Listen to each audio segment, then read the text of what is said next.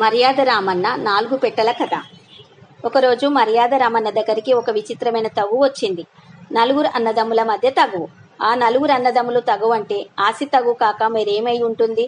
ఆ నలుగురు అన్నదమ్ముల తండ్రి చనిపోతూ ఓ వెండి పెట్ట పెద్దవాడి చేతిలో పెట్టి దానితో పాటు ఓ పత్రం కూడా అందించి పెద్దల సమక్షంలో ఆ ఉన్న ప్రకారం ఆస్తిని పంచుకోమని చెప్పి చనిపోయాడు.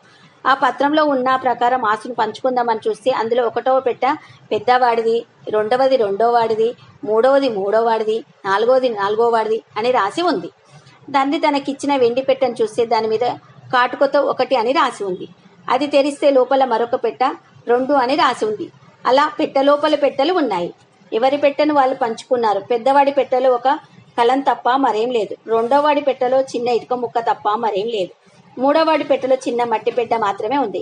4వవాడి పెట్టెలో 2 రత్నాలు ఉన్నాయి. ఆ నలుగురు తండ్రి తమకి ఆస్తి ఎలా పంచాడో అర్థం కాలేదు. అందుకని ఆ 4 పెట్టెలు తీసుకొని రామన్న దగ్గరికి వచ్చి జరిగిందంతా చెప్పి తండ్రి ఉద్దేశం ఏమిటో వివరించమని చెప్పాడు.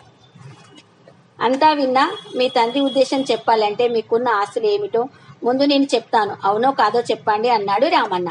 అలాగే అన్నట్టు తలూపారు ఆ నలుగురు. మీకు ఒక ఇల్లు, కొంత పొలం తప్ప వ్యాపారాలు గాని ఆస్తులు గాని లేవు. అలాగే మీలో పెద్దవాడివి, మంచి జీతభత్యాలు వచ్చే ఉద్యోగం ఉంది, అవునా కాదా అని అడిగాడు. మీరు చెప్పింది నిజం అంటూ ఒప్పుకున్నాడు పెద్దవాడు. అయితే నా తీర్పు చెప్తాను వినండి. మీలో 2వవాడికి ఇల్లు, 3వవాడికి పొలం చెందుతాయి. ఆఖరి వాడు తెలివైన వాడు గనక ఆ రత్నాలను అమ్ముకొని ఆ డబ్బుతో ఏదన్నా వ్యాపారం చేసుకొని ప్రయోజకుడు కావాలన్నది మీ నాన్నగారి ఉద్దేశం. పెద్ద కొడుకు బాగా చదివించాను, అతనికి అదృష్టం కొద్దీ మంచి ఉద్యోగం దొరికింది కనుక ఇంకా తమకి ఆస్తి ఇవ్వాల్సిన అవసరం లేదని ఆయన భావించాడు. మీ నాన్నగారి ఉద్దేశం అర్థమైంది కదా, అలాగే ఆస్తిని పంచుకోండి, వెళ్ళిరండి అన్నాడు రామన్న. వాళ్ళు